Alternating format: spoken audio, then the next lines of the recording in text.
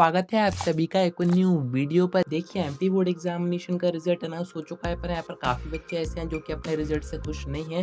उन्होंने जितने मार्क्स सोचे थे उनके उतने नहीं आए हैं, उनका अनएक्सपेक्टेड रिजल्ट आया है या तो उनके नंबर काफ़ी कम आए हैं या फिर जितना उन्होंने पेपर किया था उतने मार्क्स उनको नहीं दिए गए हैं। तो ये दिक्कत काफ़ी बच्चों के साथ हो रही है। तो ऐसे में आप क्या कर सकते हैं, क्या ऑप्शन एमपी बोर्ड आपको देता है वही मैं आपको आगे बताता हूँ। क्योंकि यहाँ पर रीचेकिंग में रीटूटन में काफ़ी ज़्यादा कन्फ्यूजन हो रहा है। काफ़ी बच्चे पूछ रहे हैं इसके फॉर्म कब से स्टार्ट होंगे, पर सब्जेक्ट हमें कितना पे करना पड़ता है, हम अपनी आंसर बुक कैसे मंगा सकते हैं, कैसे हम अपनी आंसर शीट देख सकते हैं कि कैसी क्या मार्किंग की गई है, कहाँ पर हमारे मार्क्स काटे गए हैं। तो इन सभी की इन्फॉर्मेशन मैं आपको आगे देता हूँ। वीडियो में एंड तक बने रहिए। नहीं तो सब्सक्राइब के साथ साथ नोटिफिकेशन आइकन जरूर से ऑन करके रखिएगा। एमपी बोर्ड एग्जामिनेशन की सारी अपडेट्स आप तक टाइम पर पहुंच जाएंगी। अब देखिए फर्स्ट में आपका सबसे बड़ा कंफ्यूजन दूर कर देता हूँ कि एमपी बोर्ड में वाकई रीचेकिंग का ऑप्शन दिया जाता है या फिर नहीं दिया जाता है। क्योंकि जिन बच्चों के कम नंबर आए हैं या फिर जिन बच्चों के अनएक्सपेक्टेड मार्क्स आए हैं, पेपर तो उन्होंने पूरा किया था बट उनके नंबर कम आए हैं, या फिर जो बच्चे बाउंड्री पर हैं उनको 1-2 नंबर चाहिए पास होने में, तो वो ये सोच रहे हैं कि अगर हमारी कॉपी दोबारा से चेक हो जाए तो इतना पेपर तो हमने किया था कि हमें आराम से पास कर दिया जाएगा। तो ऐसे में एमपी बोर्ड आपको रीचेकिंग का ऑप्शन दे रहा है या फिर नहीं दे रहा है, ये आपको समझना पड़ेगा। क्योंकि एमपी बोर्ड में रीचेकिंग का ऑप्शन नहीं होता है। काफी बच्चे यहाँ पर कंफ्यूज हैं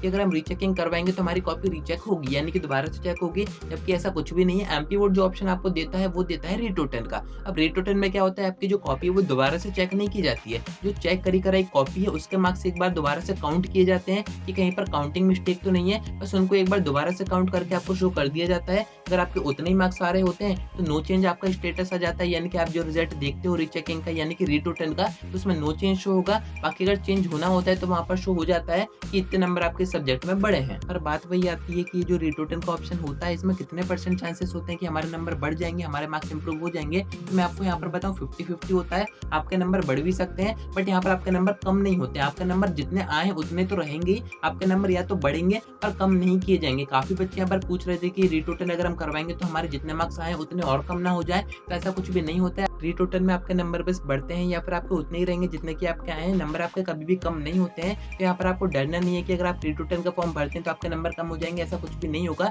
बट एक इंपॉर्टेंट चीज मैंने आपको बता दी है, आप अगर रीटोटल करवा रहे हैं तो उसमें आपकी कॉपी दोबारा से चेक नहीं की जाती है। एमपी बोर्ड में ऐसा कोई ऑप्शन आपको दिया ही नहीं जाता है। जबकि अगर आप अदर स्टेट बोर्ड में देखें या फिर आप सीबीएसई बोर्ड में देखें, वहां पर आपको रीचेकिंग का ऑप्शन दिया जाता है, पर एमपी बोर्ड में नहीं दिया जाता है। यहाँ पर आपको रीटोटल का ऑप्शन दे रहे हैं एंड मैंने आपको दोनों में डिफरेंस बता दिया है। रीचेकिंग में आपकी कॉपी दोबारा से चेक की जाती है एंड जो रीटोटल का ऑप्शन एमपी बोर्ड दे रहा है इसमें आपके नंबर एक बार दोबारा से काउंट किए जाते हैं एंड आपको शो कर दिया जाता है। तो इसमें काफी कम चांसेस होते हैं कि नंबर बढ़े, बट फिर भी आप ट्राई कर सकते हो। कभी कभी मिस्टेक हो जाती है, मैंने आपको बताया था कि नंबर काउंटिंग में अगर मिस्टेक होती है तो वही नंबर आपका एमपी बोर्ड में भेज दिए जाते हैं, उसी से आपका रिजल्ट बना दिया जाता है। तो ऐसी कंडीशन में आपके मार्क्स दोबारा से काउंट करके आपके अगर नंबर बढ़ने होंगे तो आपके बढ़ के आ जाएंगे। अब यहाँ पर काफी बच्चे पूछ रहे थे कि रीटोटल का फॉर्म हमें कैसे बनना है, इसकी डेट्स क्या है। तो देखिए 24 तारीख से रीटोटल के फॉर्म स्टार्ट हो चुके हैं एंड कब तक आप भर सकते हैं, तो 8 मई तक आप भर सकते हैं। उसके बाद आप रीटोटल नहीं करवा सकते हैं। तो अभी आपके पास टाइम है, आप अच्छे से सोचिए समझिए कि आपके किसी सब्जेक्ट में अगर नंबर बढ़ रहे हैं, आपने पेपर ज्यादा तक किया था फिर भी आपके नंबर कम आए, तो आप रीटोटल का फॉर्म भर सकते हैं। डरने की कोई बात ही नहीं है। मैंने आपको बता दिया कि नंबर आपके कम तो होंगे नहीं,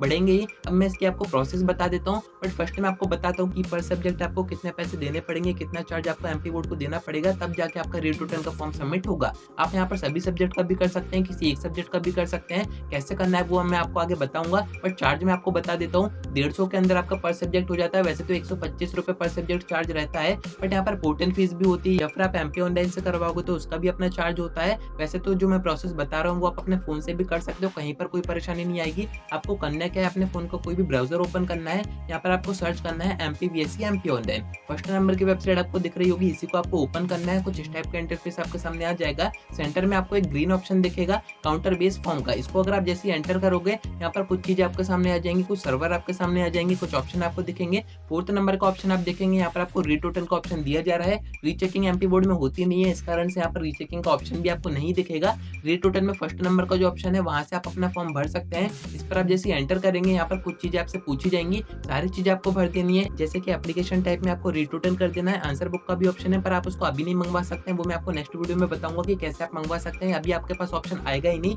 आपको यहाँ पर अपना 10th 12th चूज कर देना है, आपका रोल नंबर इनपुट कर देना है, यहाँ पर आपको अपना ईयर चूज करना है पासिंग का, जो कि अभी 2024 ही है। आपके एग्जाम टाइप में आप मेन कर सकते हैं, कैप्चा भरेंगे। आप इसको जैसे सबमिट करेंगे नेक्स्ट पेज आपके सामने ओपन होगा, उसमें आपकी पूरी इन्फॉर्मेशन रहेगी, आपका रोल नंबर, आपका नाम, आपका father's name, mother's name, school वगैरह रहेगा।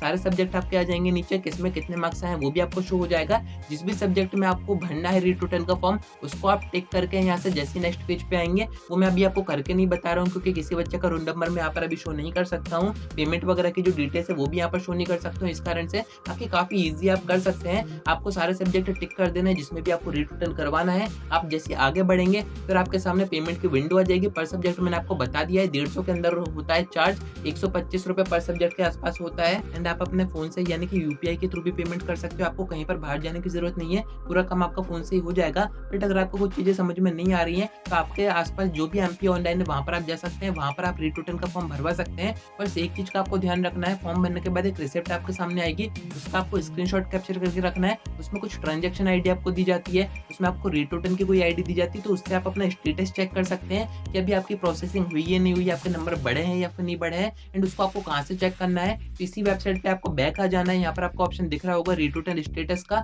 इस पे आप जैसे एंटर करोगे, यहाँ पर आपका जो रिसिप्ट नंबर है उसको एंटर करोगे, सबमिट करोगे, तो आपको जो रिजल्ट है वो भी दिख जाएगा। अब आपके मन में ये आ रहा होगा कि रीटोटल का फॉर्म तो हमने भर दिया, बट इसका जो रिजल्ट है वो कितने दिनों में आता है, तो मैक्स टू मैक्स 15 से 20 दिन का टाइम कंज्यूम होता है। इसके अंदर ही आपका जो रिजल्ट है वो अनाउंस कर दिया जाता है, यानी कि बिफोर सप्लीमेंट्री एग्जाम के पहले आपका रिजल्ट आ जाएगा रीचेकिंग का। तो अगर आपके किसी एक सब्जेक्ट में 1 से 2 नंबर कम रह रहे हैं तब भी आप फॉर्म भर सकते हो, और अगर आपके नंबर नहीं बढ़ते हैं तो फिर आपको सप्लीमेंट्री एग्जाम देने ही पड़ेंगे। तो काफ़ी बढ़िया ऑप्शन है, आप ट्राई कर सकते हैं। उम्मीद है कि आपको सारी बातें समझ में आ गई होंगी। अभी भी कोई डाउट आता है तो आप कमेंट करके पूछ सकते हैं, या फिर आप मुझसे इंस्टा पर डीएम करके बात भी कर सकते हैं।